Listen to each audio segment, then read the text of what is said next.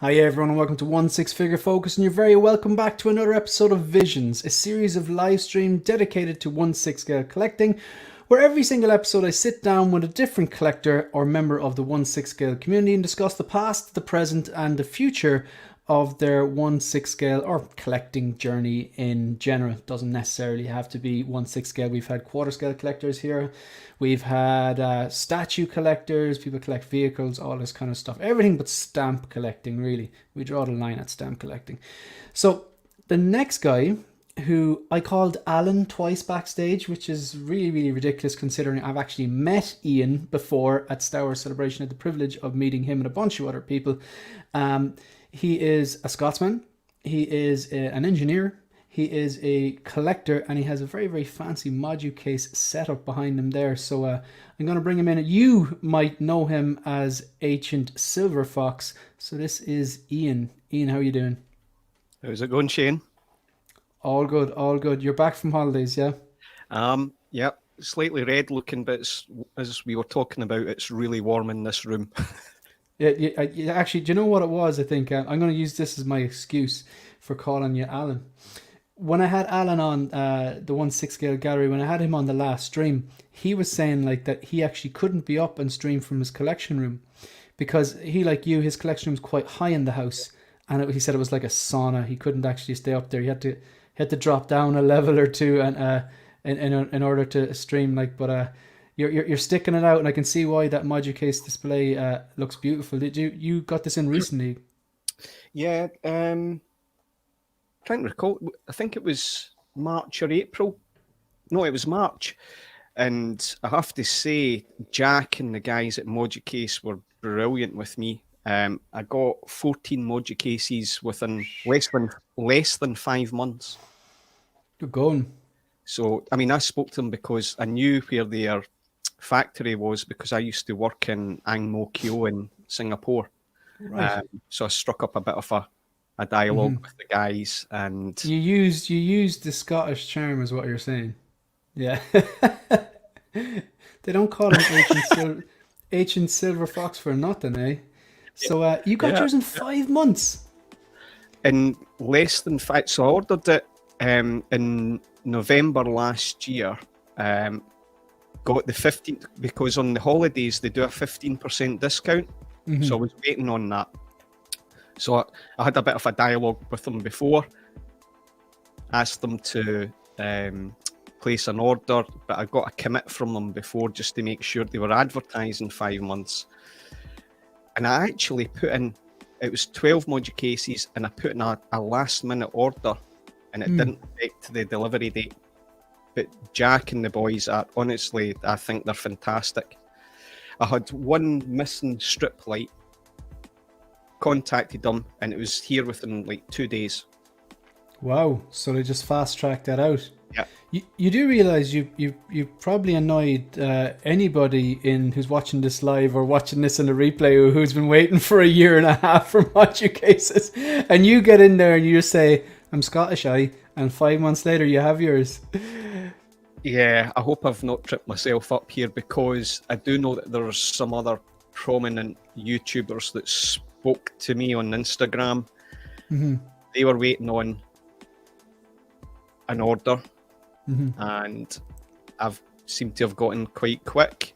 I've also got another order coming, but maybe that will be part of the discussion later on. Yeah.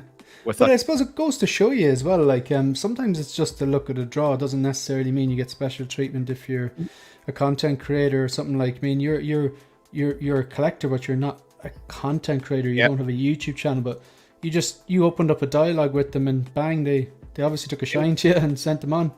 It's maybe that, and or based on whatever delivery they've got going on at the time, because they do these batches. So maybe there was something there as well. So we'll test the case when I've got the second batch order coming that I've just recently placed. So it was quite a big order as well. Maybe they prioritized that because who orders 14 Modu cases? Who in their right mind? Yeah. And yeah, it is costly, and as you and I both talk about a lot about the customs charge. There's customs charge on these. We can't avoid it, and that's a sore one. Yeah, because the actual product itself is expensive. The shipping on those probably quite expensive too.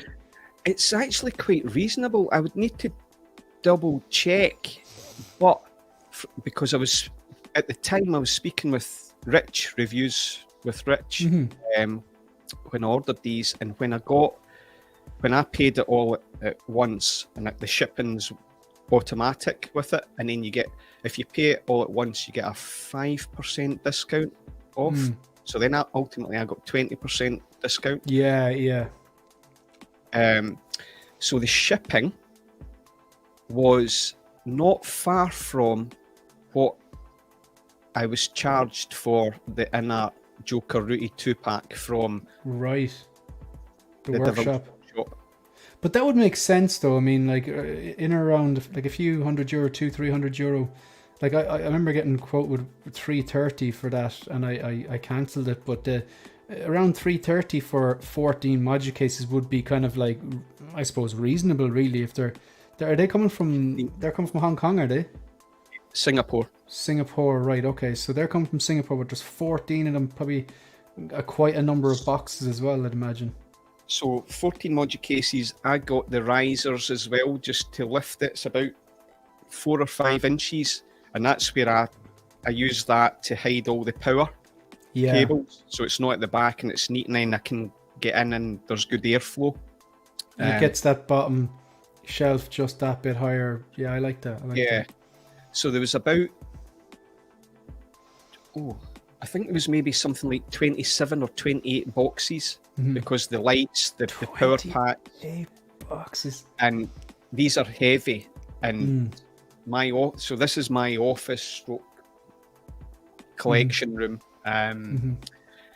Having to take these up 3 floors. That was cardio and a full. You're doing basically CrossFit, Ian. Yeah, you're doing CrossFit. Yeah. We're just going to really quickly address some of the people in the chat. Thanks very much to the 13 people watching at the moment.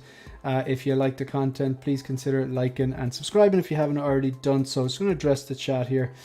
So we got Phil, Empire Strikes Again. Great to see you. We got Tragedy Tales. We got another man we met in London, Calvin, aka the Low Key Collector. Who's looking forward to this one. Yeah, absolute gentleman and legend. We've got Bubba Fettuccini, channel member. Thanks very much for being here.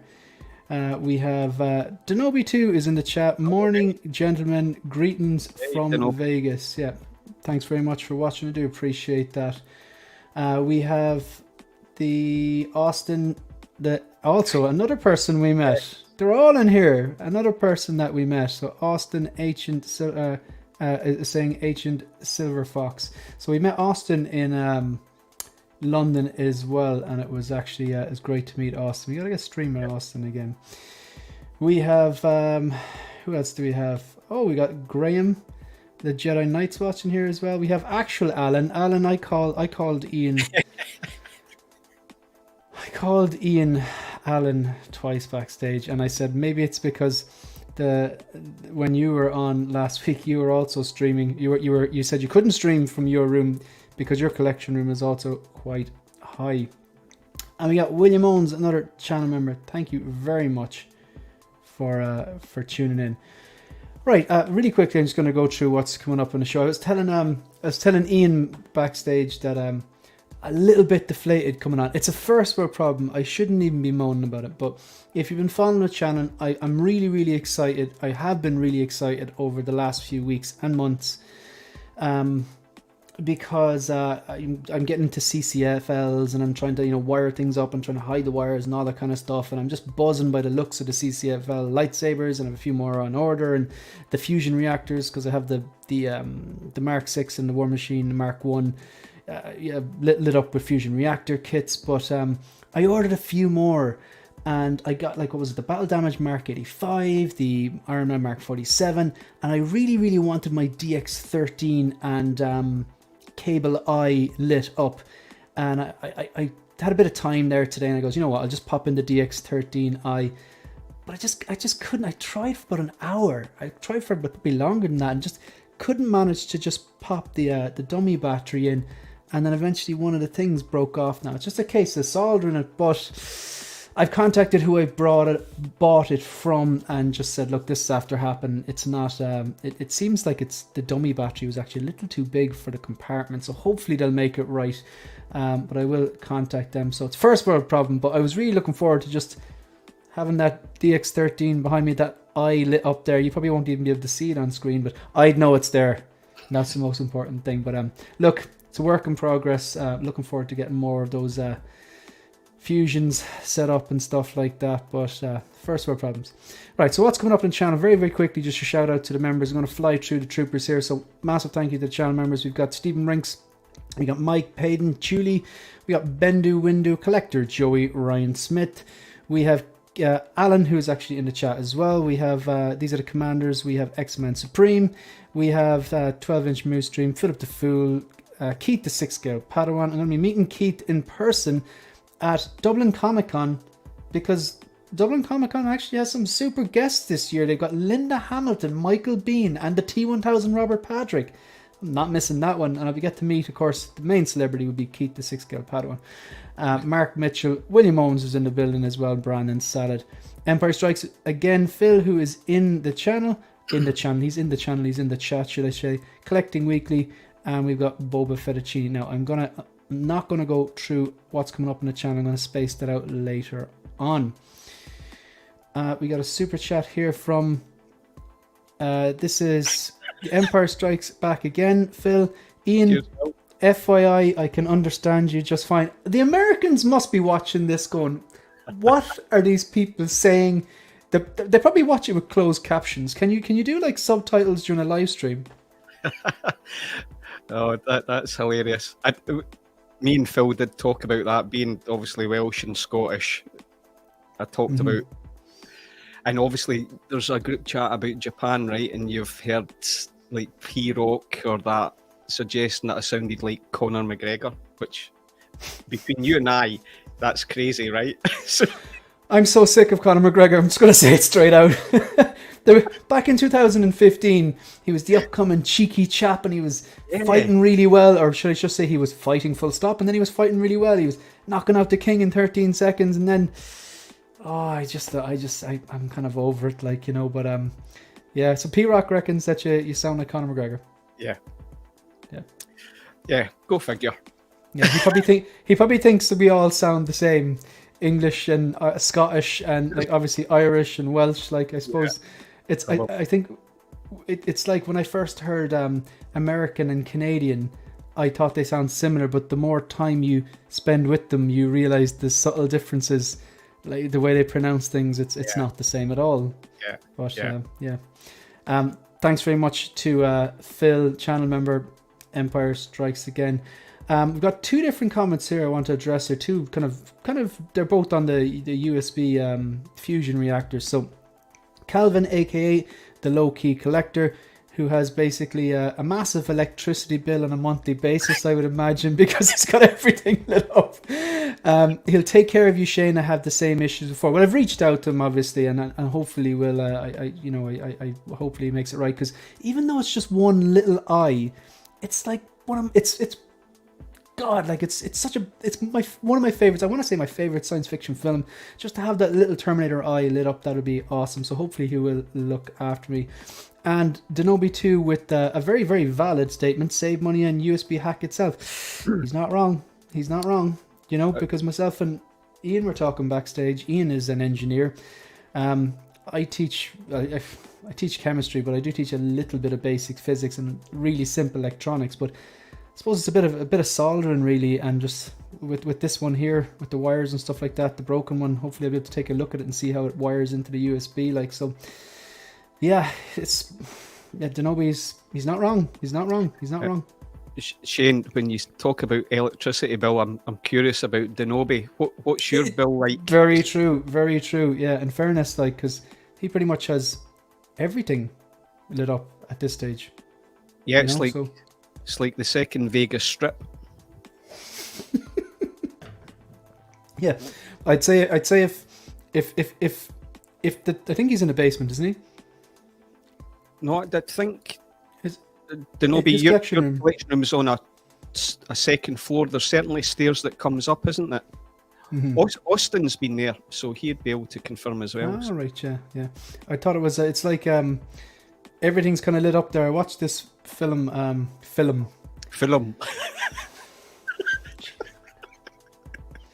Yeah, Movie. I watched the movie, and it was who was in it? I think it was it Danny DeVito? You know, the one at Christmas, but the guy that wanted to have the brightest display. Yeah. What's it called again? Oh, if anyone knows in the chat, Christmas film, really old Christmas film. There's these guys in competition who has the brightest display. Oh, it'll come to me. But so gonna get through these chats before we get chatting, and I want to hear your stories. So we've got one of the commanders. We have Alan, the real Alan, the sixth gallery giving a salute. Waitington, Ian has a few pints in him. It'll happen again. It'll happen again. Now Connor is knocking out mascots. I know. Some would say it was iconic. Yeah, that's my humor right there. I'm not even gonna block him for that. Graham is saying to Denobi, we need a DIY video. That would be very helpful, actually. Yeah. Lancelot's Nerd Corner. Hey Shane, wanted to quickly wish you a good stream with the silvery gentleman as I fall asleep to the sweet sounds of Irish and Scottish accents. I'm not sure if it's poetry or is it is this the sound of like whale sounds TE, or does it sound like nails on a chalkboard? Denobi's room is upstairs. It's a big open space. The stream is going to get messy.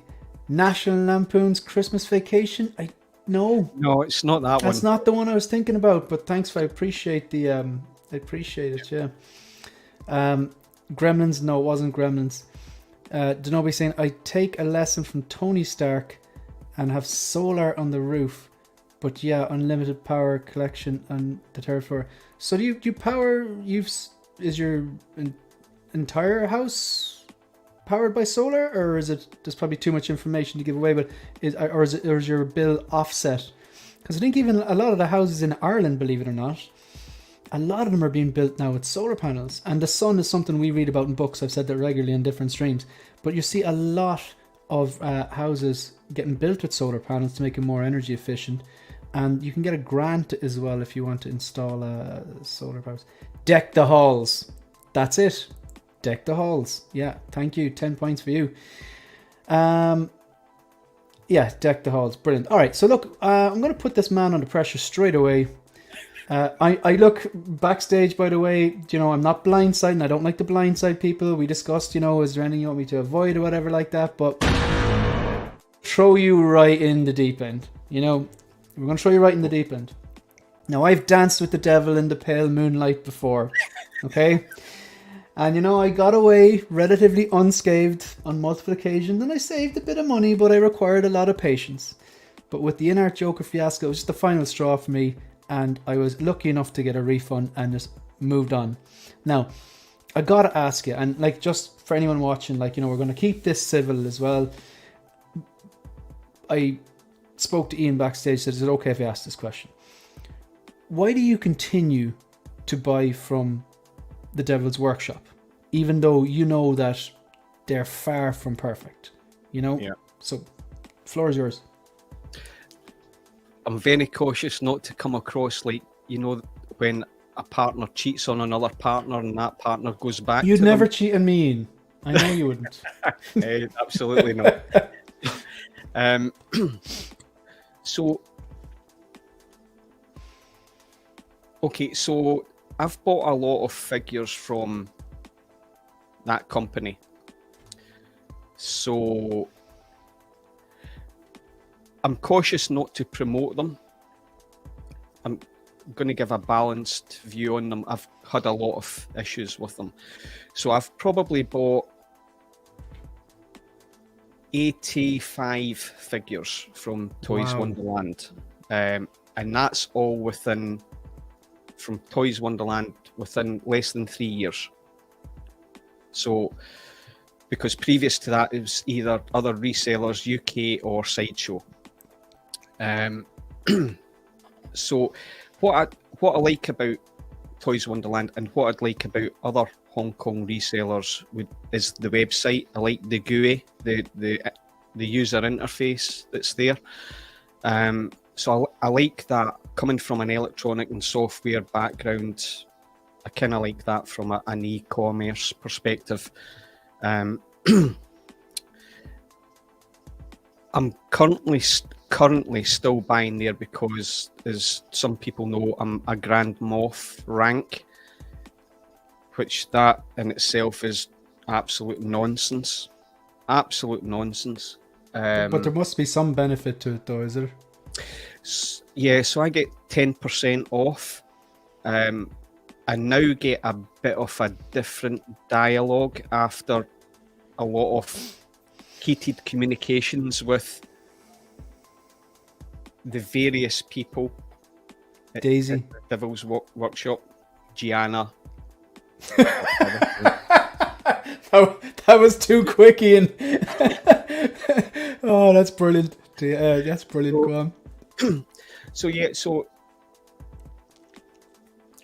I'm currently still going back with them because it's more about what I don't like from others, as well as the only thing that I like from Toys Wonderland is the ordering process in terms of there's not a short window. I don't like being forced into... I'm a veteran collector, right, for 12 years or so, more maybe. So I don't like being put into then that Joker, right, 3 days. No, I'm not doing that. So I didn't order it within that 3-day window. But that's when you believed it was actually 3 days, though, correct? Like, I thought it was 3 days, but I sit it out because, one, we know Queen Studios, but in art, but then it came through. So I know that, Kit does the pre-order window, and I've bought stuff from him before, and I like Kit a lot. He's a nice guy, but I don't like these windows, and my buy-in process has changed significantly. So what I like about that company is the second batch. So I'm in it long term. I don't review figures. I don't need it day one. And cash is king. So I buy a lot of figures, so I've got to look at the overall long term. So their price plus my 10% discount, and I only pre-order in full when it comes up with the shipping fee there and then. Right, okay. If it doesn't come up, I'll put it on the wish list, and I'll sit and I'll research other people. So I keep going. I've had my issues, so everybody knows that they cancelled orders of mine that I had with valid points, but I also had a lot of figures that were basically free because of their points issue. So, but that was on them, wasn't it? That was on them. Yeah. That was their issue, and I've bought maybe 15 figures since that issue in March. So it's down to price. So I've kind of made peace with myself that I expect the delays. I expect some of these issues. I'm used to it. But when I can get a price that low, that's what I'm going with. Because like you, and we've discussed many times, in the UK and Ireland, we're hit with these customs charges. That's why we can't go to sideshow anymore. It's just not sustainable. Yeah. So it has to be another route. And just coming in on that, sorry, myself and Ian, we'd message voice notes regularly through Instagram and stuff like that ever since London and stuff. And I was just telling them like that when I used to buy from the workshop, and then the Inner Joker fiasco left a sour taste in my mouth, and I publicly outlined in detail what happened, and I cancelled that, and I lucky enough got my money back. A lot of people don't do that. Well, I did have to threaten the credit card thing and all that, but got the refund, and I bought it from Line Rock. But I at that time I had 2 figures paid off with them, that just weren't released yet, and I said, right, I'm going to concentrate on the Joker now, and I'll leave them ride, and that'll be it. So I don't buy from them anymore. Those two figures that I had paid off was the Hot Toys Robert Pattinson Batman with the signal and the modular stairs, the big pack, which obviously isn't out yet. But the next one was Ahsoka Tano, and Ahsoka Tano shipped and arrived on Friday, but my customs charge was €90. That's a $100 custom charge, and that's not necessarily Toys Wonderland's fault. Like Sideshow would do the same. That's just the Irish government saying, or well, it's not even the Irish government, it's the EU. You've imported something worth over €100. Here's the customs charge. But my point is, that's why I have to find alternatives instead of Sideshow. And for my first few orders with the Devil's Workshop, for some reason I wasn't getting caught for customs. I mean, the Bat Pod, I think I got through them, and I didn't get cost for customs, which was shocking. But 99% of the time, after ignoring the first few orders with the workshop, I wasn't getting stung for customs. But even when I was taking all the second batch pricing and their silly shipping charges in, I was actually still doing better than getting it from Sideshow. But then, of course, the Inert Joker thing left a sour taste in my mouth, and now I don't get them. My point is, I need to find somewhere where I can buy and not pay custom charges, and when I buy from Lion Rock and Toys Buying Agent, I don't get stung with customs charges, which is bloody, it's huge. You just heard me explain it. €90 on top of these figures. These aren't cheap. But sorry, Ian, continue on. Can't recall where I was with that, but yeah, so overall, I still have my issues with Toys Wonderland. Right now, I've still got communication issues with them. My biggest issue with that company, see, I'm now in sales, right? And trust is everything. Transparency and trust is huge in corporate sales. I know this is a mom and pop type company, but the lies, and we know that they're lying, and they know that we know that they're lying around the shipping, the fake shipping. All they do is say it's shipped. All they've done is printed a label. They've not provided that to the courier, and that's what annoys me. So right now, up until my 10% ends, I've made peace with myself that I just need to push them at certain points. So I've got a number of pre-orders fully paid off with them. Maybe 15 pre-orders, I think, maybe with them. Mm-hmm. And then at the end of that, I'll decide what I'm going to do. So I am looking at, I'll look at Lion Rock Toys, but I don't like you've got to pre-order a figure within. Yeah, I get you. Because a lot of people will say for Tim Cent or Toys Buying Agent, they'll say as well that they don't have the payment plan option. And a lot of people who buy from Sideshow like the payment plan option. Yeah. And again, the workshop, Devil's Workshop, have the payment plan through partially and stuff like that. But if Toys Buying Agent and Lion Rock and those Hong Kong-based resellers who have like good reputations, if they can get that some sort of a similar payment plan through partially, that's a game changer, I think, for a lot of people. But sorry, continue on. I totally agree. I think these other Hong Kong resellers who have got a good reputation, who are trustworthy, if they got that in place, I think if their website was designed a little bit better, again, ex-software background, I focus on that, and that's maybe just me. I like Devil's Workshop, how they've got it. Although they still have errors on their pricing. It's crazy. But I do agree, I think the payment plan, this is an expensive hobby. So I think the payment plan, especially for pre-orders, if these companies can get that facility, that's a game changer for them. And potentially for me, next year, everything that's going on in my life, that might be a big decision for me looking forward. Mm-hmm. You're getting married, correct? Is that? I've been married before, hence the grey hair. That was just that was a dress rehearsal, though. That was a practice, yeah. That was that. You're getting married for real this time. That was it. Yes. Well, just so obviously with Lucy, who you met, and absolutely lovely. Absolutely, you're on a winner there anyway. Yeah. Absolute legend. Lovely person. I'm a lucky boy. Yeah. Congratulations. Have you set a date then, or anything, or? No. So there won't be I'm not into the wedding thing. I've been there, done it. So is Lucy.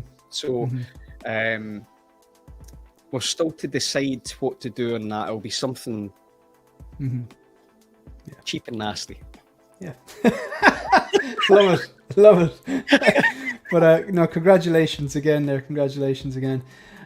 Right, so we're going to start now. So, right. So the past, again, I'm going to hurl a load of questions at you. Don't feel obligated to answer every single one. They're just kind of things that I like to know about. Like, I love talking to collections, or more specifically, I love listening to collectors about how it all started. I want to know what your first 1/6 scale was. Was it a Hot Toys? Was it a Sideshow? Was it a third party? How did you, if it was a Hot Toy, how did you react to the price? How did you even come across it? Was it like the filter bubbles in the algorithm on Instagram or Facebook, or was it through a friend, or you just went down the YouTube rabbit hole, or you saw a movie and you're like, I want something physical that I can put on my shelf from that? So I want to know the first one, your second one, your third one. Who did you buy it from? How did you react to price? Did you think this is a one and done, or you realized, oh, I'm in a lot of trouble here? Just how did it all start? Take us back to that first, how it all started for you.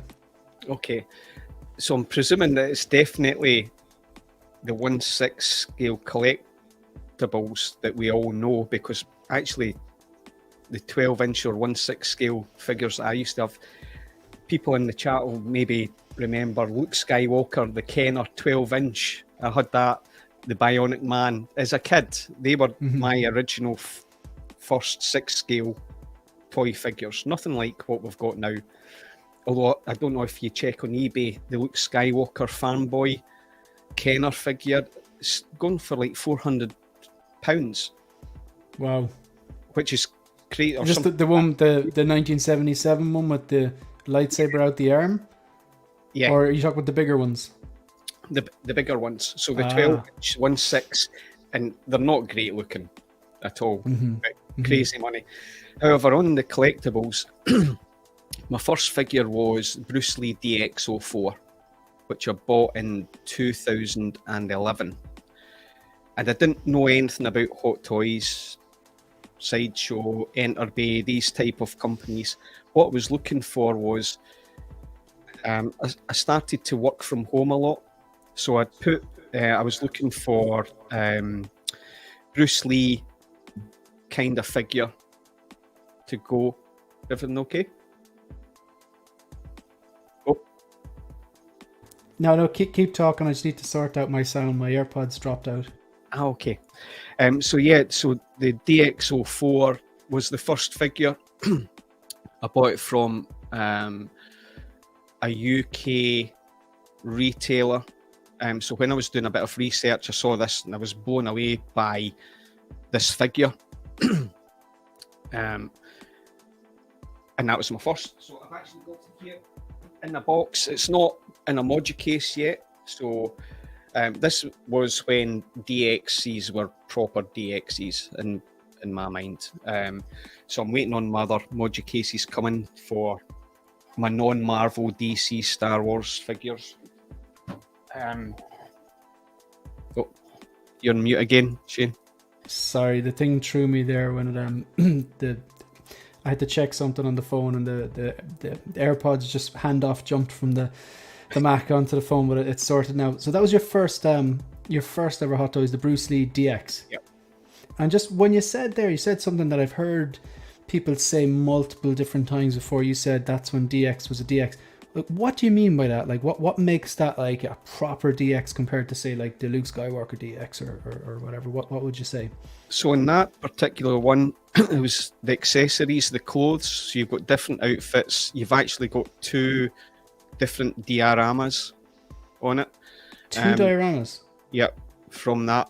So related to 2 very specific scenes in that movie. I've actually got, you can get the double body, which I've got. So I've got 2 Bruce Lees within this set. Right. They can boot. And it's quite impressive. The way it's packaged, the box, it's proper. I mean, it's maybe the one fault I've got on this figure is the hands on one of the body. The fingers are a little bit long, and Bruce Lee's one of my heroes. He's the reason when I was a kid I took up kung fu. So he's a big part of who I am and why I worked in Asia and all that stuff. So that's why I was looking for him. I didn't know about Hot Toys, but as soon as I found that was it. You then said about second, third figure. It was 2012. I was in Forbidden Planet. Yep. And just kind of my local comic book store, but it's a franchise in the UK. And is it in Ireland as well? Yeah, there's one in Dublin, but expensive. Yeah. I've not bought in there in a very, very long time. In fact, see, when we were in London and I was with Lale and we were with Justin that came out of Forbidden Planet, he was like, wow, that's expensive. Yeah, absolutely. I actually bought 2 fig pins. I didn't have any fig pins, but because of it's kind of when in Rome, I saw a Vader one and a Boba Fett, and it was the fig pin kiosk was like on the corner of Forbidden Planet, but I think they had their own cash register. It was really weird. It was like in Forbidden Planet, but you didn't have to queue to get in. It was very strange, but yeah, the prices are ridiculous. Like, yeah, crazy. So I think it was 2012, and I popped in. I was just like wandering around. I was with Lucy at the time. And at the top, you normally saw certainly in the UK comic shops, just cheap figures that's never been my kind of thing. And I saw, which was Hot Toys Mark III, and I think from memory, Denobi, if he's still here, I think because he's got all the Iron Men, I think it was MMS 75, something like that. And it was the plastic. Yeah. And then I think they did one with I think the first diecast one for the Mark III had the swap out torso. Yeah. Which is why they're obviously doing the new one, which I do think, I think that new one's going to be pretty special. Yeah. That's a favourite of mine. So as a kid, the comics, the Spider-Man and Iron Man were you can come in. Sorry, I've got a delivery. Okay. Did you keep her? Listen, I've got a message from her. She's late. So you've got to keep her as well. We're spoiled. So, We're spoiled. Yeah. Shout out to all the ladies, the wives and girlfriends. However, considering I know you as well, they're only human, Shane. They're only human. So what you're looking for, you need a robot butler. That's what you need. I know. Do you know what I watched today? Speaking of robots, this is well out of left field. Myself and Megan, we were watching TV last night. We're like, you know what? I want to watch a movie, and I want to watch a comedy because we just wanted to laugh at something stupid.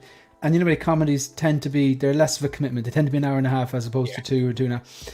And we went back and rewatched Austin Powers, and I laughed like a 16-year-old all over again. Like, just the bit where he walks into the bathroom and the blind guy there. Did you happen to see anything at all? I just lost it. I was like, you probably not get away with saying that these days. Like, you know what I mean? I just classic. But the robots, the fembots. Yeah. Oh, it's just so stupid. It was funny. I loved every bit of it. Yeah. So I'm going off on a tangent because you mentioned Austin Powers. So I Married an Axe Murderer. Have you seen that movie? Never seen that movie, actually. So go watch that because he does a brilliant Scottish. His family's from Scotland. It's hilarious. So I recommend. I must watch it. Yeah. I might have seen it when I was younger. It's an old film, isn't it? It's 90s? Yeah. Vaguely familiar. Set in San Francisco. Right. Yeah. Do Do you mind if I just quickly address some of these chats that are coming in? We got a big one. Mugwump has just become a YouTube channel member. Very much appreciated. Shout out to all the troopers and all the commanders, not only for your support every month, but for actually being every time I stream. I don't think I've ever streamed where there wasn't at least some troopers and commanders. So Mugwump, thank you very, very much. That is greatly appreciated. Keeping the lights on. Thank you very much. We got Phil, Empire Strikes Again. Shane, I dropped TW like it's hot if Lion Rock or Toys Buying Agent added a payment plan. I think a lot of people would be definitely gravitate more to the likes of Lion Rock and Toys Buying Agent for the payment plans. Payment plans, a lot of people like them. Pop Culture has a 20% off on all stock. However, with importing to UK, it sadly kills it. Yeah, no, that's a very valid point. It's like one hand gives and the other hand takes away. Do you folks always get hit with custom charges? It depends where you buy from. That's kind of what we were talking about earlier on. I don't with Lion Rock, and that's another reason why I buy from them. Also with the free worldwide shipping, user-friendly website, and good customer services there. So it's the full package really, but the customs, for me, like Ian was saying, the price is, cash is king, and at the end of the day, like, you know, if you want to be sustainable as a hobby, if you buy a lot of figures, you want to pinch the pennies and stuff like that. So yeah, and with Toys Buying Agent, get stung with maybe a little custom charge, but nothing to what it should be. So here in England, it seems totally random. My in-art Joker arrived last week and there was no custom charge. That's a major win. Good stuff. And unexpected but bonus, but so confusing.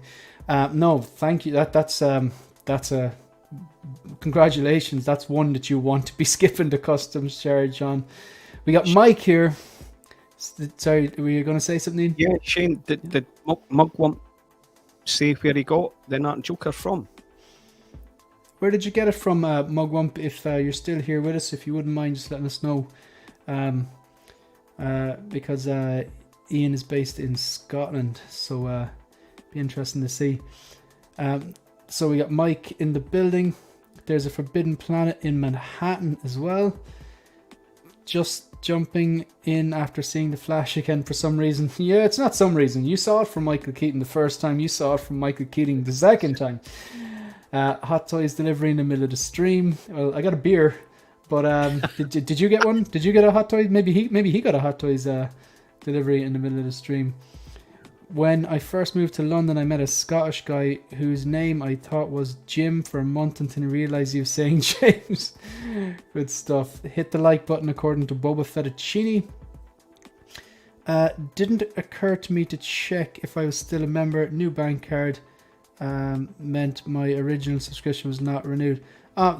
Thank you very much. And like, you know, look, it's the support is always appreciated, but I understand, like, people, life changes, people, they lose their jobs, or people, you know, have to move country, or people have kids or financial responsibility, or just change their mind and don't want to be a channel member anymore. It's perfectly fine, but, you know, don't ever feel obliged, but it is greatly humbling and appreciated. And he got it from the workshop, 3-day window, forced my hand. Man, you must have been sickened that it was not a 3-day window, really, Mugwump. I think we can all agree, like, you can still get them. Hi, Lucy.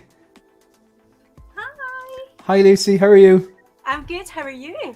I'm good. We're just joking because Megan just dropped me in a beer there. Like, we've got two good ones. Absolutely, I can't disagree with that. Yeah, he's a lucky boy. So he basically now you have to do something nice for her. That's how it works. See, Ian, you're on the spot there. Worry, we'll get that sorted later. I was going to say, did you see that ring on her finger? I was looking at the wrong hand. Lucy, in fairness, yeah, I have no comeback to that. That's a good point. Yeah, congratulations. Thank you. This almost feels like Marco and Gigi. Yeah, exactly. She's keeping you honest.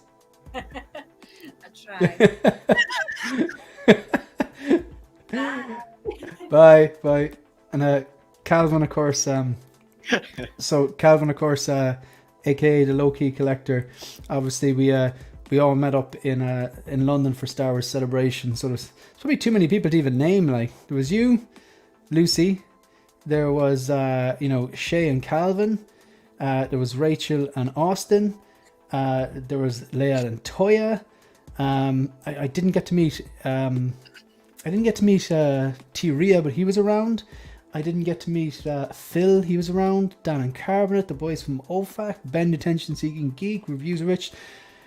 Justin was there. There was one of the guys from Tom from the 1/6 pack with Trevor. There was a massive amount of people there. It was great to see everyone. I think Japan could be even better.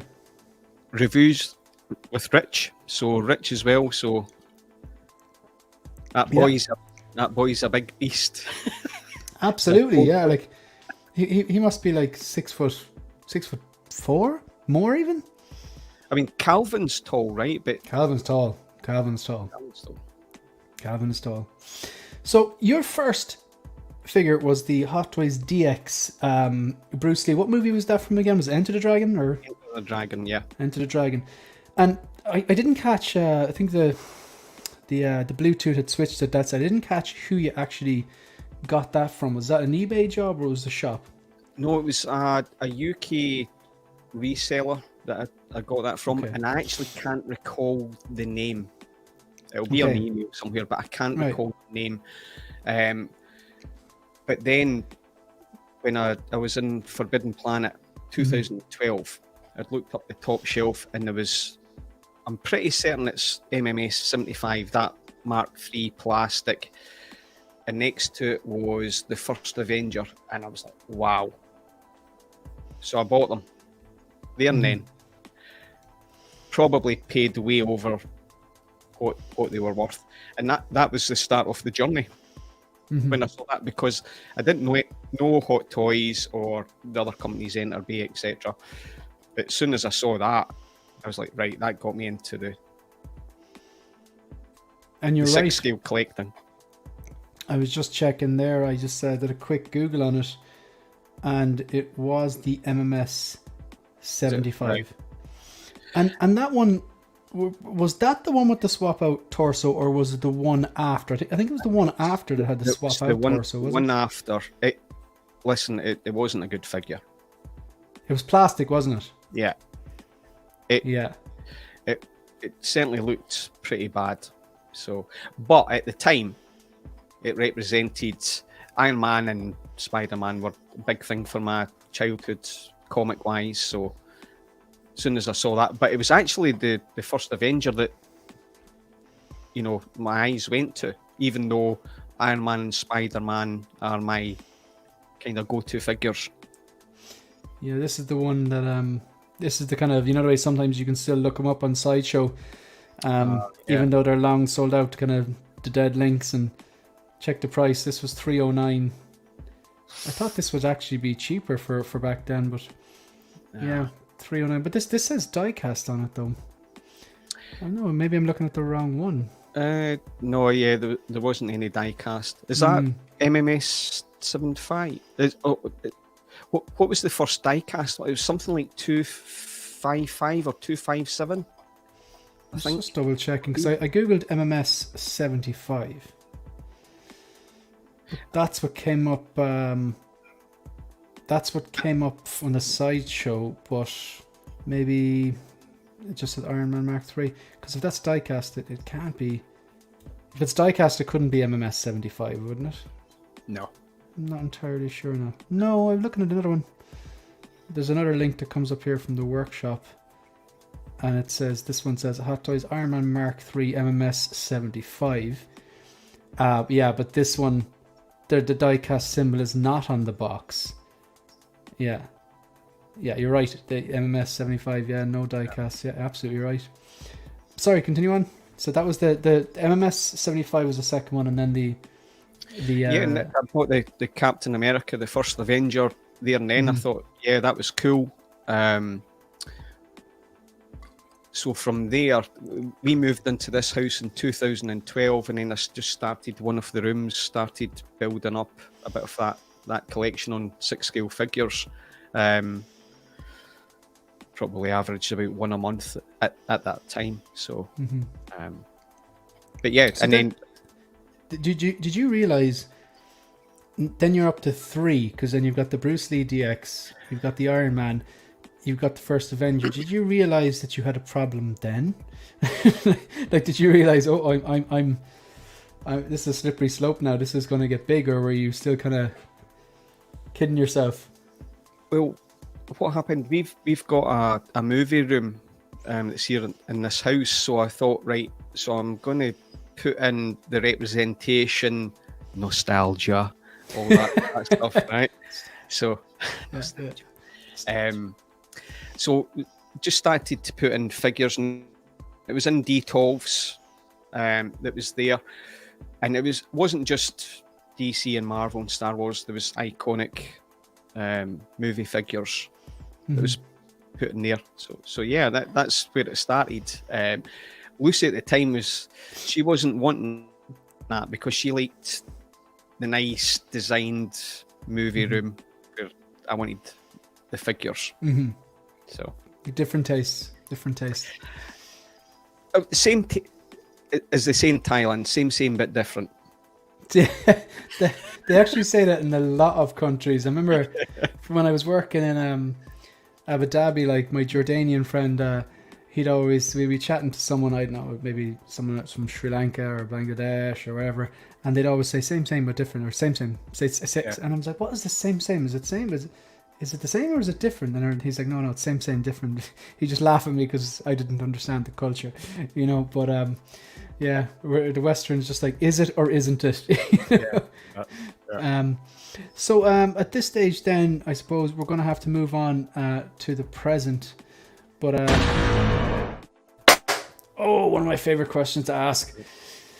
So you obviously have pre-orders at the moment. If you could magically make three of your existing pre-orders manifest and appear, be snapped into existence during the stream, what 3 would they be and why? Okay. I'm a spreadsheet guy. Let's see. Oh, you nerd. I know.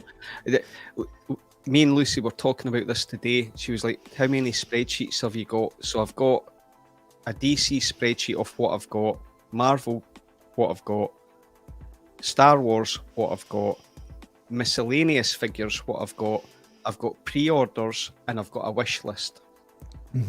So what's that? You're up to 5 or 6 different. 6. Yeah. Now, is that the one Excel file with 6 different tabs then? Oh, no. Different files. You honor them by having different files. Yeah. So, pre-orders. Okay, let me have a look. I'm okay to bring up a file and just quickly have a look. Yeah. 3. I can share it as well. If you want to share it, you can. Yeah. If you just go, you should. Do you have an option there to like present or add to screen? Yeah. And then you'll be like, you'll be going to. It'll give you an option to share like a tab, and if you click that, it should pop up in front of me, and then I can share. Is it slides? No, it would be. You'd want to share a tab, I believe. So let me check now. 1 second. So I've got share screen, video file, or slides. So yeah, you'd want to go. You click share screen, but then it'll give you options, and you'll be able to share just the tab, the Excel tab you want. It'll say your options will be to share Chrome tab, a window, or entire screen, and you could click window and then click Excel. I'm not seeing that on share screen. What options do you have when you click? So if I do present, I've got slides that's got another menu that says add file from Google Slides or your computer. What else do you have? There's video file or share screen. You can And share if screen. screen. Screen sharing easiest with 2 monitors. Screen sharing works best on a good computer. share screens, lets you share audio. There's not any specific file. Oh, right. So yeah, so there's no option just to share the screen itself? No. Yeah.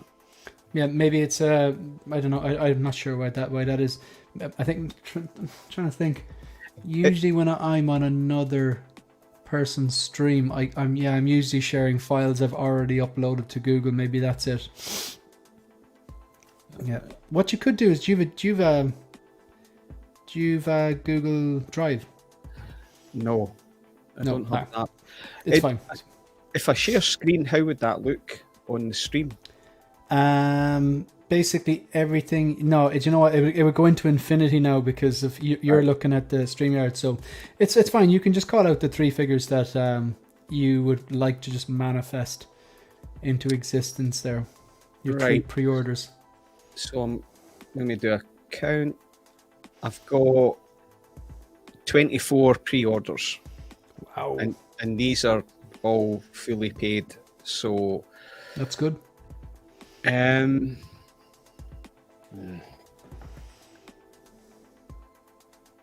Right, so oh Jesus, I love these questions, but they're I don't make them easy. no. Okay, definitely Bane, Dark Knight Rises, the 2.0. I'm Like You, that trilogy is epic. So Bane would be one of mine as well, I think. Yeah, so it gets hard because the Hobo Green Goblin, Willem Dafoe, I love that figure. Yeah, I'm going with that. That's second. They're both figures that I have on my pre-order list as well. Good taste. I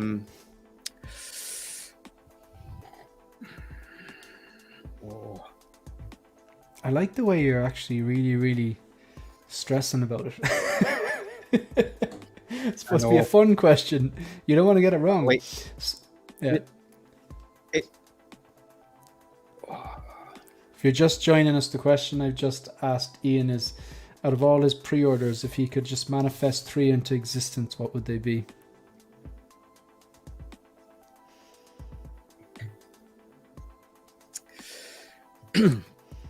Let's see what the chat says. I've got 3 here. Okay. If people want to chip in. Right. In Aragorn, I'm a big Lord of the Rings fan.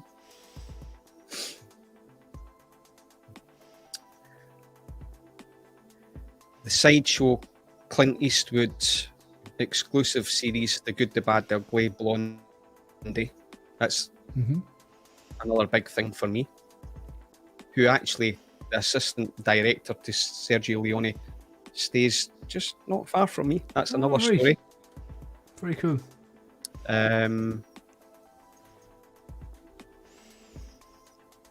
Yeah. So yeah. So it's a toss up between those two. I think so. So you chose Bane.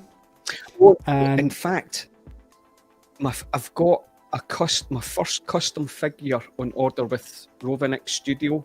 It's so I've got a comic book part as well. So it's the Dark Knight battle damaged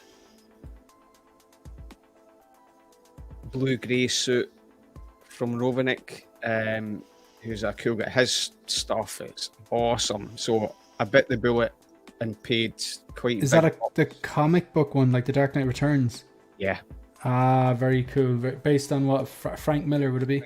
Frank Miller's, yeah, and it's cool. The blue-grey, but with the yellow logo. I went the full and old school. That comes in August. I chatted with him yesterday. So big shout out to him. What a nice guy. Yeah, it's between those 3. They're good calls. I mean, you had me with that Bane anyway, and I've got that Hobo Goblin as well, and I can see why you'd want that Aragorn. A lot of people are saying, a few people are chiming in saying the Aragorn as well, because it's, whether you like Lord of the Rings or not, it's bloody stunning looking prototype anyway. Hopefully the real product turns out as good. I absolutely love how seriously you're taking this question. I feel your struggle. Toy Zero Ellie from the Last of Us HBO series, No Way Home Holland Spider-Man suit, and Multiverse of Madness Wanda. I like the way the chat are participating. Folks, if you're out there and you have pre-orders, same question applies to the chat if you want to get involved. Out of your pre-order list, if you have pre-orders, and you could, by the end of the stream, manifest 3 of them, snap them into existence, what 3 would they be? Let us know. We are curious. All right, so brings up to the present. So, I mean, again, just a few kind of scaffold questions just to kind of get the ball rolling. Do you know, like, again, they don't have to give exact numbers, but roughly, like, so where are you now with your collection? Like, how many figures do you have in your collection? Are they all Hot Toys? Do you have some in-art? Do you have stuff that's not Hot Toys? Where do you stand on third parties? Do you have any interest in statues, quarter scale, and obviously you're displaying with the Modu case, but like just kind of outlines, take us through like a whistle stop tour of your collecting habits at the moment, and yeah. Okay, so not every figure's displayed because I've still got some figures in boxes waiting on more Modu cases. So behind me in this room, there's 14 Modu cases on this wall. And then this is my home office, so I've got a home office. Mm-hmm. This is your zone of terror. Yeah, so that's it. So, and then here there's a TV for gaming or watching YouTube, whatever. But I've got Modu cases coming that's below the TV that I'll put there. Nice. But everything's temporary because it's not part of my. I've got an end game. So I think I've got about 140, 145 6-scale figures. That's DC, Star Wars, Marvel, and what I call miscellaneous. So I've got iconic, movie. So movies is a big part of my life. That's what a lot comes from. So it could be Bill the Butcher or Tony Montana from Scarface. I've got these kind of figures. So yeah, about 140, 145 just now. What was the other part of your question? Just as in, so like that. First of all, that is a massive amount of figures, but also I suppose you are giving them the care they require because you're investing in the Modu cases and you'll be able to display them. So do you have any like? I know you got the Rooted 2-pack for in-art, correct? Yeah. Yeah, so that's the purple coat. And do you have that's a jail cell as well?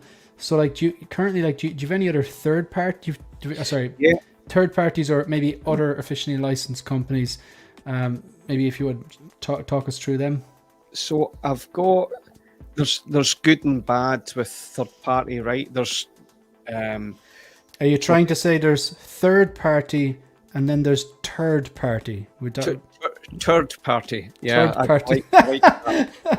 So, will I show you one of the real third party figures? Do. I want to see these third parties. If you're, by the way, everyone here, I just want to actually first, I forgot to do this.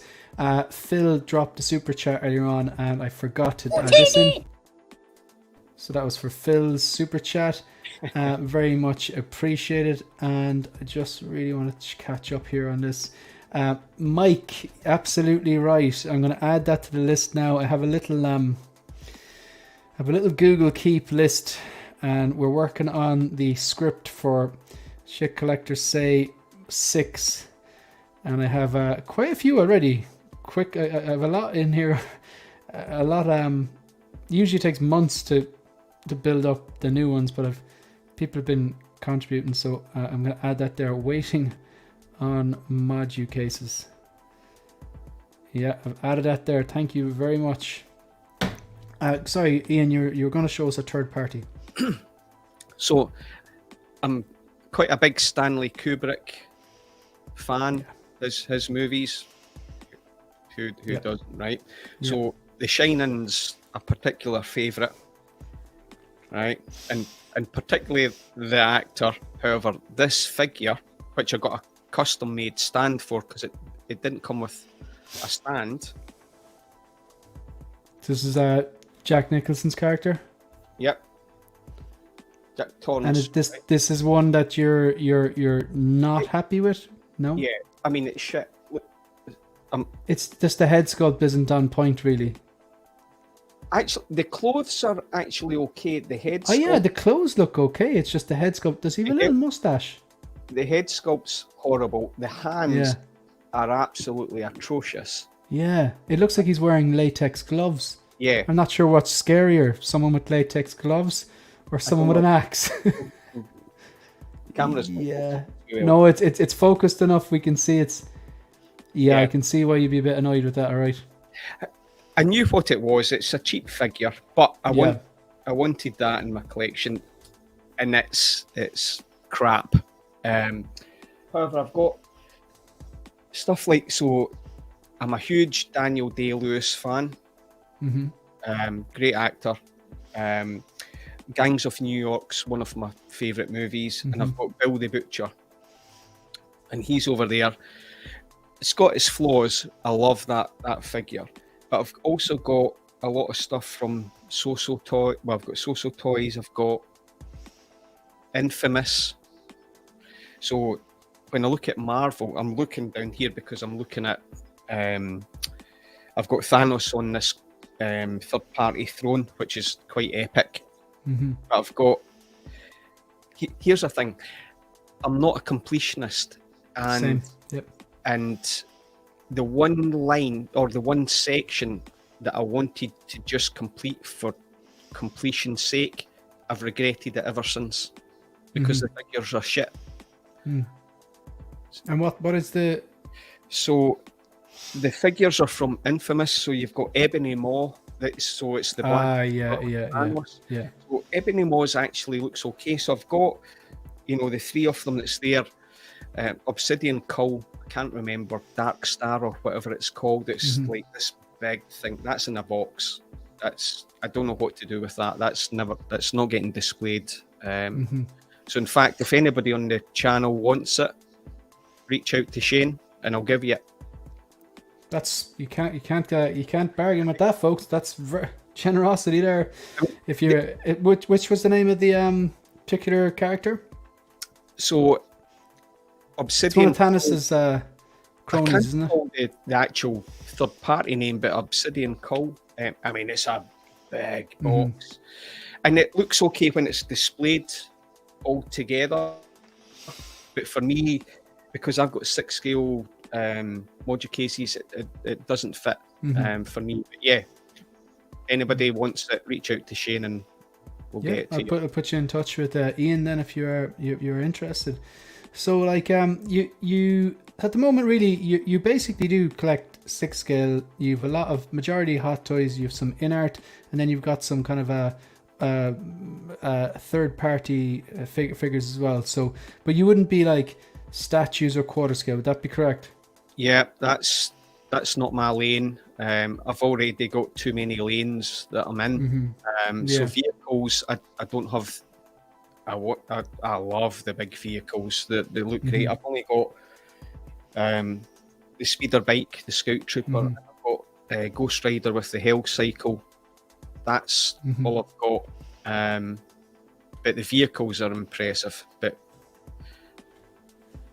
question for you there. I'd love to have the Ecto one. Yeah, I see. Joel Big Brother put up his review for the Afterlife one. Question for you there from Mugwump, channel member.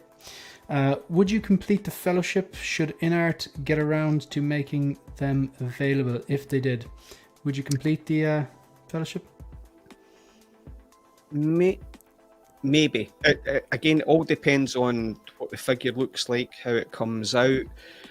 I'm not a completionist. I like a representation. So I've got Gandalf ordered. I've got Aragorn. Legolas they've teased. I would get that. For me, that's enough for me. I don't need. I'd like Gimli. That makes sense for me. Would I complete it? Possibly. but that goes in. Oh, caught you mid-sentence there. I love when that happens. So, like, look, a lot of people are becoming a lot more selective these days. Maybe that's because of the cost of living, or maybe it's because Hot Toys seem to be just churning things out and they've got their act together. It's release. Have your collecting habits changed in the last 6 months of the year? Do you find yourself being a bit more ruthless or selective, disciplined? Yeah, definitely since the start of the year. Well, I said I would slow down this year because we've got other things we want to modify with the house, but Yeah. it actually sped up at a point. Mm-hmm. But I've got enough on pre-order that there's a change, but my buying habits definitely changed. Where I look at, as I said before, the second batch type thing, I can wait. You're willing to wait if you get the cheaper price? Yeah, because I'm not reviewing, I'm not doing anything like that, so I can wait. Plus, I don't have the Modu cases I want just now, so I don't want to go into it because that's possibly the future that you might. Yeah, no, that's fair enough. I appreciate you're holding back a bit. Wait a second. Sorry, I've got to interrupt you there. Sorry. I just love that sound. Star Wars. It's got some great sounds, doesn't it? We got a super chat there from Mike L. Again, if you haven't done so already, please consider checking out Mike's episode of Visions. He was on there, I think it was last week, and we had a great chat.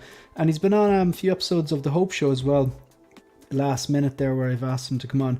And you know what, Ian? This is your first 1/6 scale live stream, I believe, yeah? It is. Thing is, you know, you could be your Greenwich Mean Time as well. You know, you could be a Hope Show member if you ever want to. If you just feel like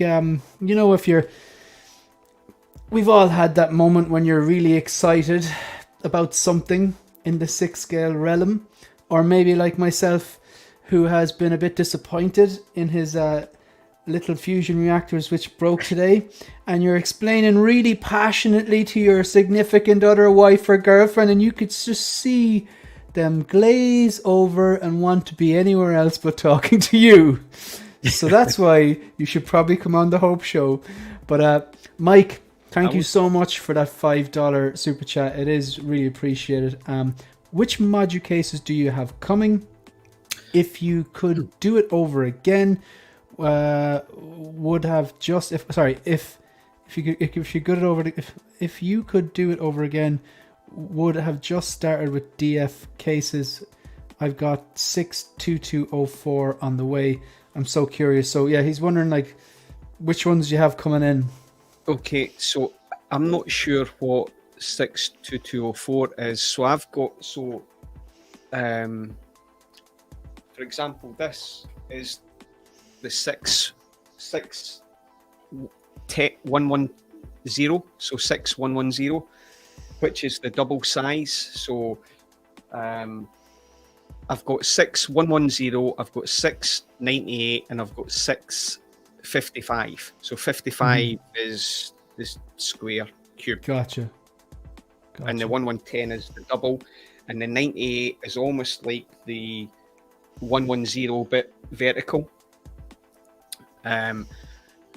So what I've got coming is under the TV is a 6110 and a 55, and I've next to this room I've got a landing area, and that's going to be 2 6110s and 2 55s.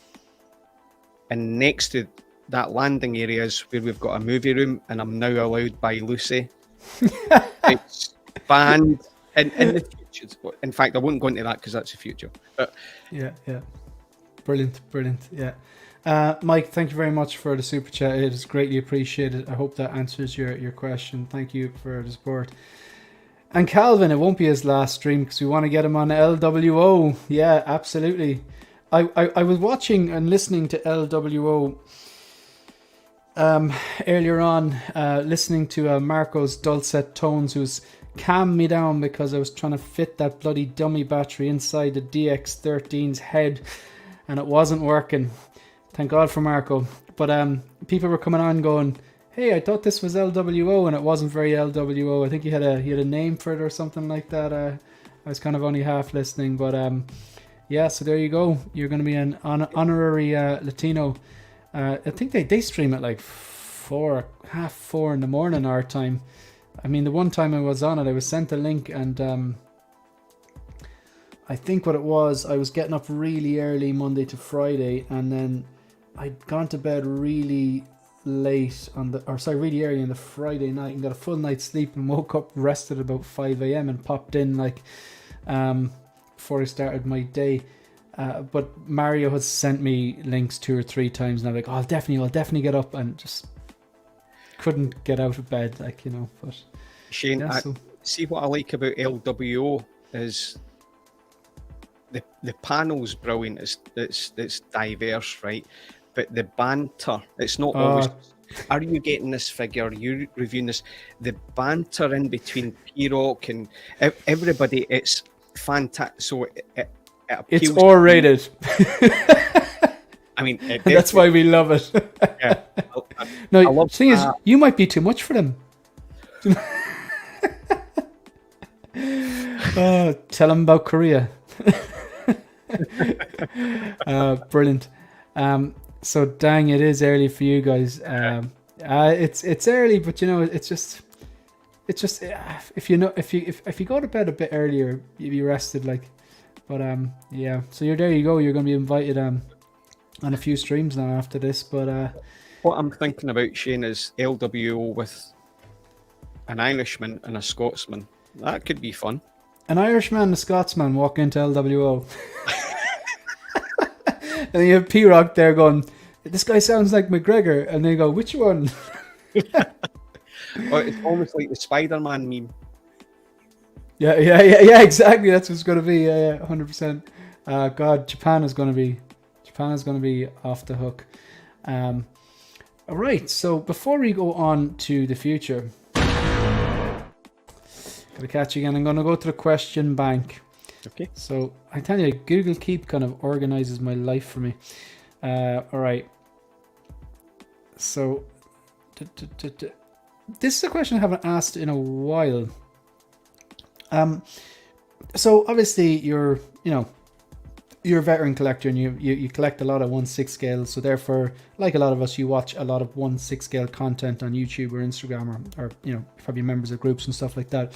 Like what encourages you to, when you see a new channel, maybe it's an up and coming YouTuber or something like that, and what makes you click the subscribe button? What makes you come back again and watch the second video or the third video, as opposed to just going, no, it's fine, I don't need to click that subscribe button? Like, what makes you tune in, and what gets your attention and makes you want to pay attention again?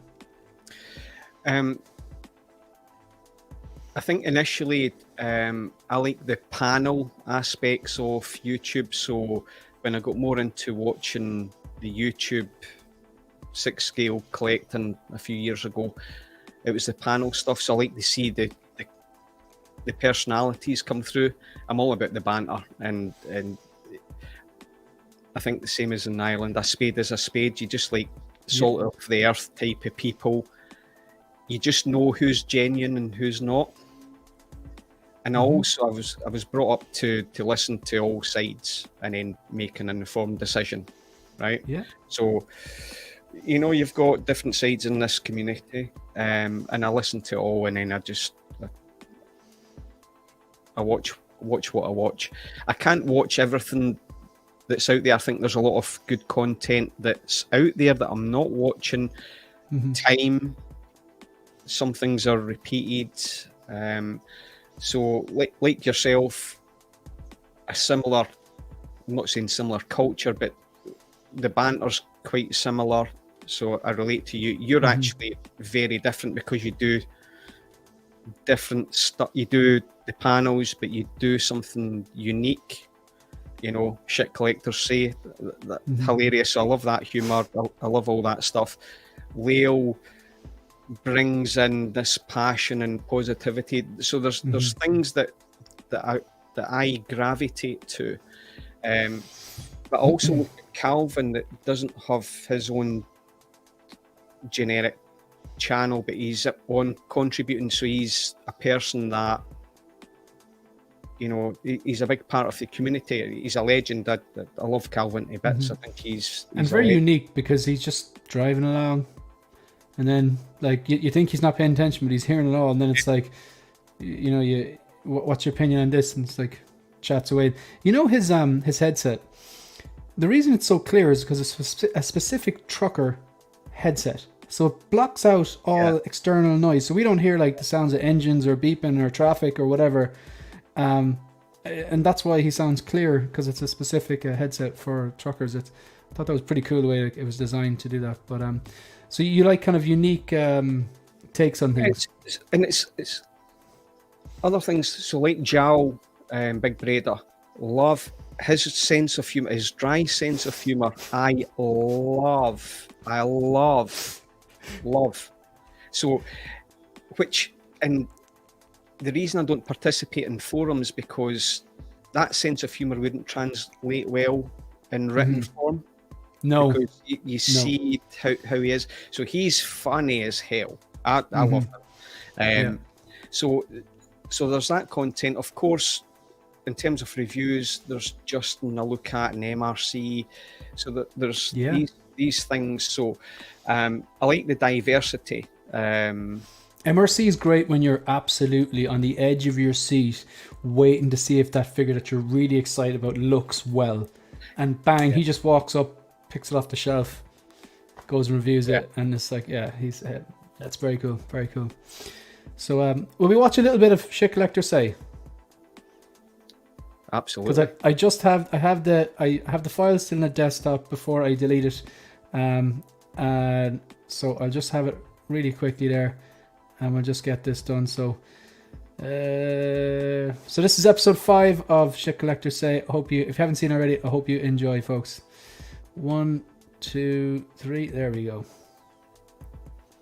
Welcome to 1 6 Figure Focus, and you're very welcome to another episode of Collector Say.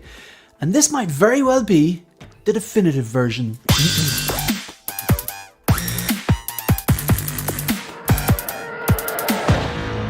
So why do you collect? I collect for the nostalgia. I collect for the art. I collect for a connection to my childhood. It's an investment. I collect for the resale value. No reason, I'm just a massive hoarder. Skews. I have no idea where I'm going to put this. Worry about it later. I'm not sure if I have the space for that one. That's a problem for future me. I'm running out of space. I have a plan. I have absolutely no space left. Show me your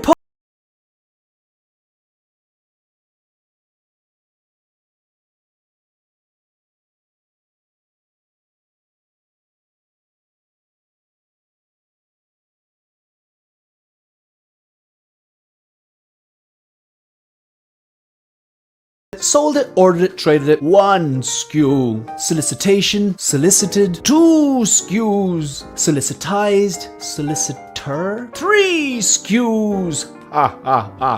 This'll really help my credit score. Fully paid. I've got that one fully paid off. That was a day one for me. It's a licensing issue.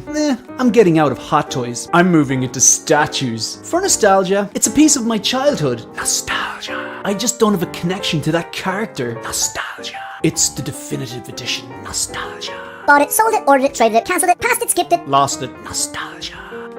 Okay folks, that's the end of the video. So if you want to support the channel, like the video, subscribe to the channel, and leave a comment. Let me know if you are guilty of using one or many of these phrases. I know I most certainly am. You can also follow me on Instagram and on Twitter. I might actually get a copyright strike for this, but that might be a licensing issue.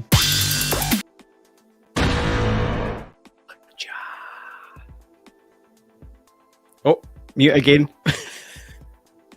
Damn it! That was perfectly well timed. This next question, be honest, which phrases do you actually use a lot? Because I think initially I got a bit of slack, a little bit of sauciness in some comments on the first and second video I put up. People took it personally, as if like I was having an attack on as if I was making fun of collectors. But it was a lot of the stuff, the phrases in every single one of those episodes, I would say myself as well. Like any group, there's lingo and there's little language and colloquialisms that we use, but it was definitely not to attack any collector. It was kind of going, look, I'm guilty as charged. I mightn't say the one you say. I'm going to make the fun of you for that one, but I'm also making fun of the ones that I say. You know what I mean? But so which phrases, 1/6 scale related phrases, do you say?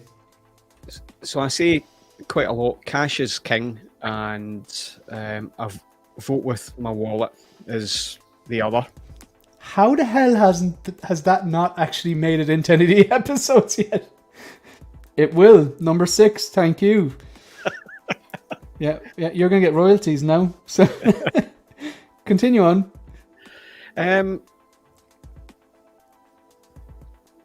Geez, what else? And that's open to the people in the chat as well. Yeah, let's see what everybody else says, because you've reeled out quite a lot of these. They're hilarious. I think there's The Muppets 5 in there. Remember we talked about the Muppets one? The Muppets, the phenomenal. Yeah. And I'm more of a fantastic. I know. I say that a lot on the pre-order previews or the release reactions or my own reviews. If I'm really excited about something, I'm like, oh god, these CCFLs, they're just fantastic. These Luke lights, the head sculpt, fantastic. I just say fantastic a lot, and other people say like phenomenal a lot, and banger.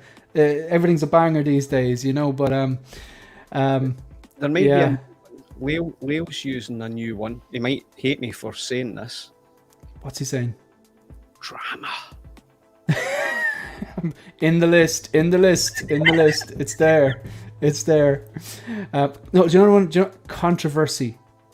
Like it's funny. Like people will be like reporting on something. They'll say, "Yeah, this one caused a lot of controversy because the freckle on this actress's face is actually not under her left eye; it's under her right eye." Controversy, you know. But yeah, I'm gonna touch base with some of these chats before we go on and we discuss the future of your 1/6 scale collecting journey. So we got MRC is awesome, Dean Knight is a legend, Budget Stark is the GOAT. That comment, I like that. It just has a nice, it has a, you could see that in an IKEA poster or something like that. It kind of has a nice rhythm to it. I've just insulted it by saying IKEA poster. That's not what I meant. There's a nice bounce and rhythm to that. MRC is awesome. Dean Knight is a legend, but Budget Star is the GOAT. Yep. It's missing one. I actually missed. Did you ever watch or follow the Clipper King? I knew you were going to say he's UK based, isn't he? Yeah. From like Yorkshire, Sheffield, somewhere around. Yeah. I did. He's gone now. He hasn't. I think he resurfaced for a Rambo figure or something recently, or a Rocky figure. He did a few months ago, and he posted something, and you talk about the F-bombs. Left, right, and center. Yeah. The sculpt looks up. Put up a poll. Yeah, absolutely. Okay, so look, this one is kind of. Sometimes it can be the most exciting part. I mean, for me, when I think of the future, like, you know, obviously today, little minor setback, first world problems, my fancy lights didn't work, like, but I do see, you know, over the next few weeks and hopefully weeks and not months, that there's a few more CCFLs there. Like I've got Ahsoka in there, and I've got 2 of the white CCFL sabers for her. How good is that going to look? I'm really psyched about that. Just a combination figure with the 2 CCFLs. I've got Bespin Luke there, and that's another dynamic because it's a blue saber, but with the also powered up base that it comes with, which just adds another level. And then of course those fusion reactors as well. Hopefully I can get that sorted because I really want Cable's eye lit up.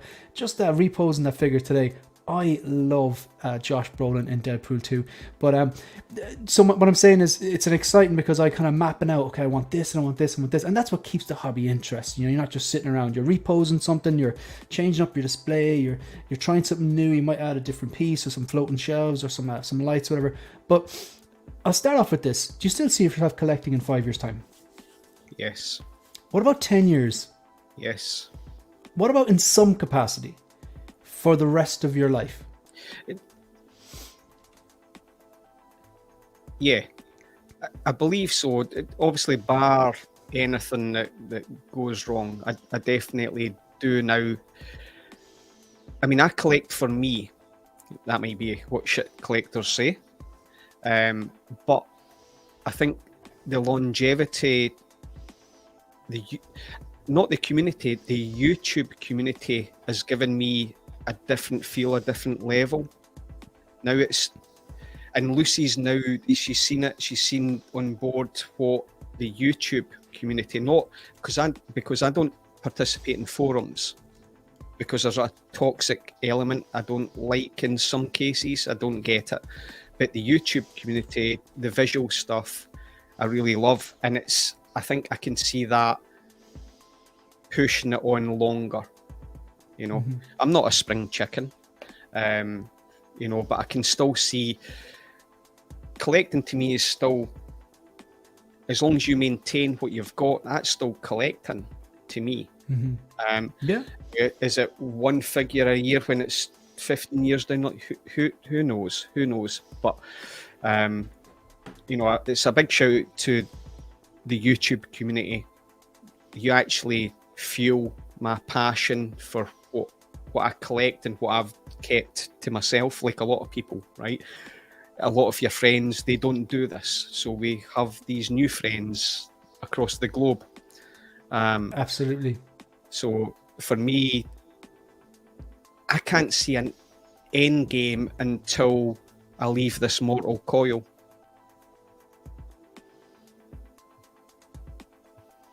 So you're basically in it for the long game then? Absolutely. I think when someone buys Modu cases, especially a beautiful display like you have, and invests not only the money, the time, the effort, bringing those 27, 28 boxes up to the attic, building them, wiring them up, you know, posing, reposing, kind of analyzing, oh, that doesn't look good like that, and changing to get to that stage, you're on a different level. Like, as much as, like, you know, details, you can go into IKEA and you can get them on that day. It might be a bit more expensive, they might be sold out, but you can get them. And, you know, obviously I'm a detail collector, I absolutely love the details, but with the Modu cases, there's a bit more of a, there's the financial element, there's the weighting elements, there's, of course, the building and all that, and the customs and all that comes with it. You are kind of, in a way, future-proofing yourself. Like, I can't rule out that at some point in time I might go down the Modu case route, but I don't have any plans for, but I can't rule it out. But when you do that, I think you're kind of, you really are future-proofing yourself to some extent anyway. So you still see yourself collecting in some capacity for the future. Now, yeah. What do you have in store? You mentioned you held back, you very strategically held back some information. You kind of said, well, then maybe that's more suitable for the future section. So could you explain, like, you know, you have Modu cases coming in, like, what is your vision for the future of expanding your display in your collecting room? So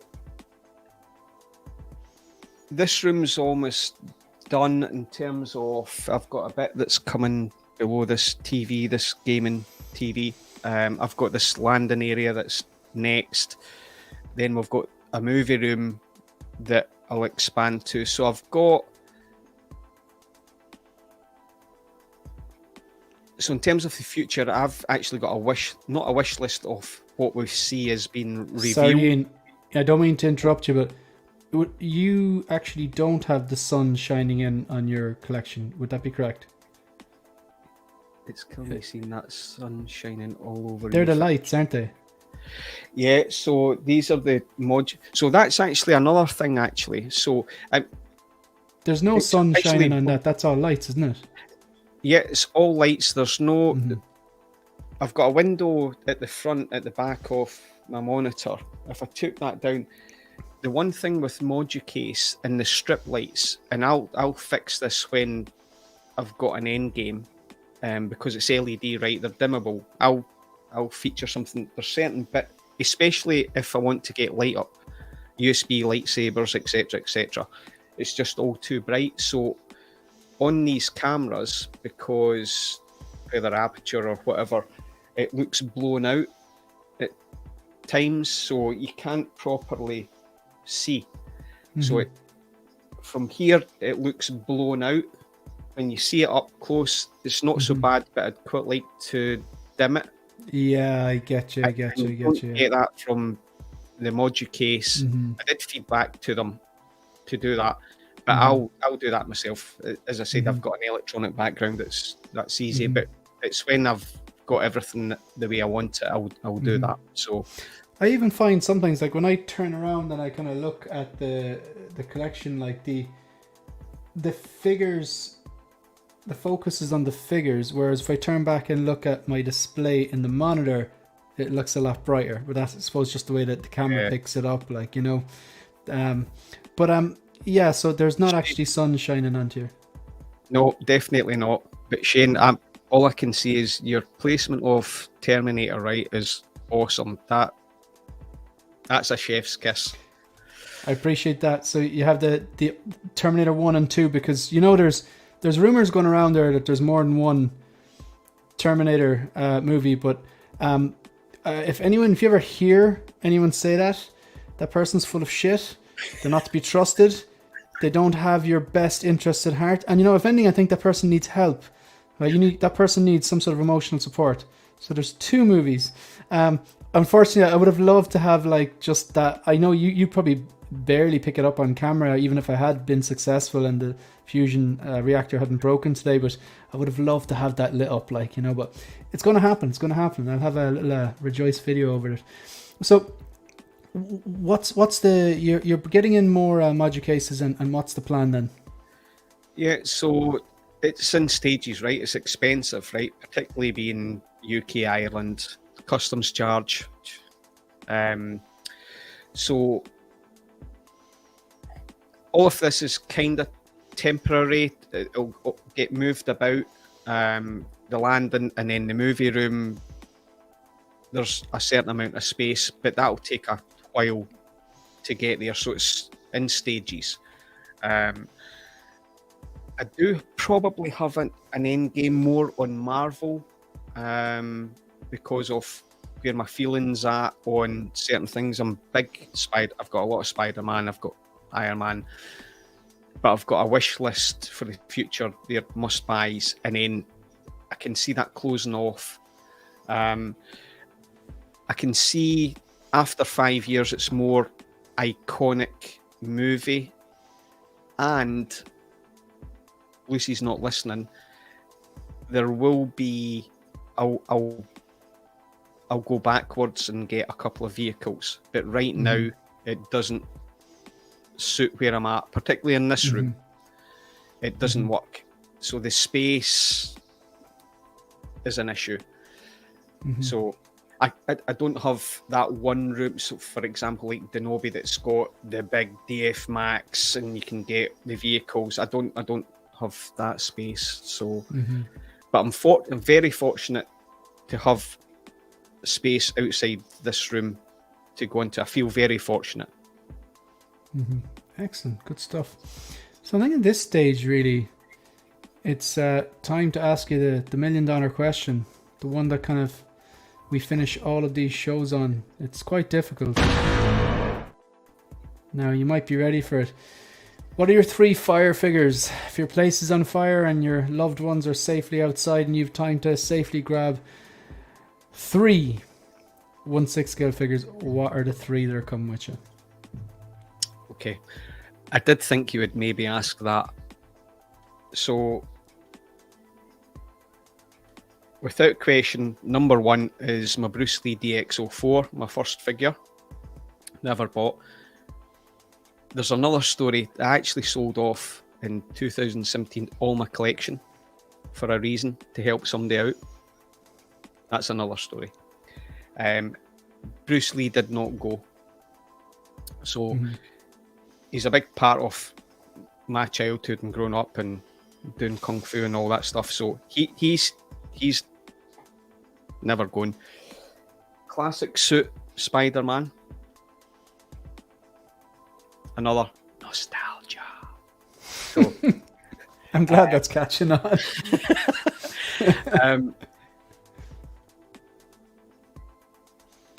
So I have an issue with the third.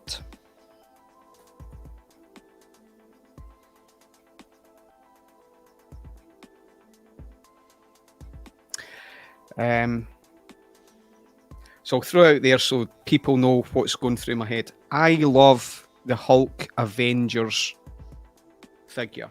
I love it. Again, that brings back to me old school, before they ruined them, before Professor Hulk. I've got Jazz Inc. Vulture, or Iron Scavenger.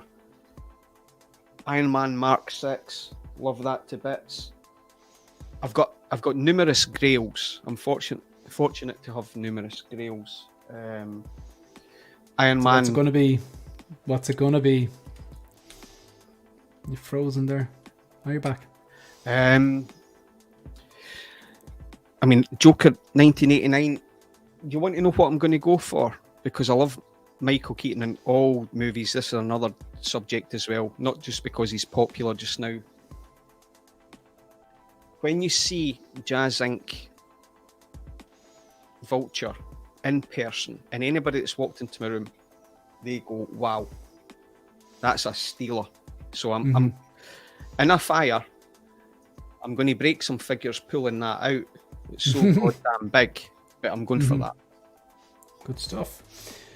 Brilliant. So it kind of rounds us up. So thanks very much, Ian, for joining us.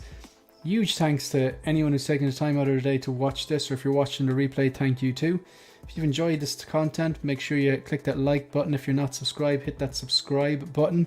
Where can people find you if they want to follow you on Instagram? Or if... Yeah, just... so I created a separate Instagram page. I've got other social media, but for 6 scale, it's just Agent Silver Fox, I think. Okay. Underscore. I'll just double check. Do I have it? I should be able to have it here. I do. Yeah. Ancient Silver Fox, all one and then underscore. Yeah, I'll just get that up here in the banner now and make sure to do this correctly. So I'll just get this there. So we've got... I'll make sure I have this right. Just bear with us, folks. We'll get this. So it should be follow Ancient Silver Fox on Instagram. It's underscore. Yeah, so Ancient Silver Fox and underscore. All right, we're in business. So that's it there. If you want to find Ian, you can follow at Ancient Silver Fox underscore on Instagram. Just a few things that are coming up on the channel there. So these videos are actually now live on the channel. We just watched Chick Collector Say number 5, my thoughts on the Nebula announcement, a full-on spoiler review on The Flash, IG-12, my thoughts on that, my thoughts on Moon Knight. New streams, we've got The Hope Show. This is every Monday, 8 p.m. Greenwich Mean Time, 3 p.m. Eastern Time, midday West Coast. We're up to episode 8. There will be no episode 9 on Monday. I'm going to be away, but it will return Monday week with episode 9. I did a live stream there about my wish list, my updated wish list. That's now live on the channel as well. Upcoming streams, these are actually in the past now. This one here was done a full-on spoiler chat yesterday with the Bargain Bin Bros. This is what you're watching right now. And tomorrow I've got Dilo the Collector. You'll probably see him on Graham the Jedi Knights Watch channel on Wolfpack Wednesdays. That brings to the close, folks. Massive shout out to anyone who's taken the time to just watch and enjoy and ask questions, answer questions. Shout out to all the channel members, troopers and commanders, particularly the new channel member, Mugwump. And very much thank you to Super Chats from Mike and Phil. Very much appreciated. So kind of brings us to the end there. Anything you want to add or throw in or plug, Ian? No, just thanks for having me on, Shane. It's a pleasure. You're a gentleman, and in fact, stop telling lies, Ian. You're going on holiday for a few days. Is that... Yeah, my friend's getting married in Portugal, so I'm going over there to talk him out of it. It's not too late. No, he's getting married in Portugal, so I'll be over there for a few days. So I'm looking forward to that. Getting a bit of sun and just have some good food and friends and just a few beers in the sun. Yeah, so I'm looking forward to that. So yeah, folks, it's been great, and that's us gone. So I'm going to roll the outro. See you later, folks. Cheers. That's the end. Good luck.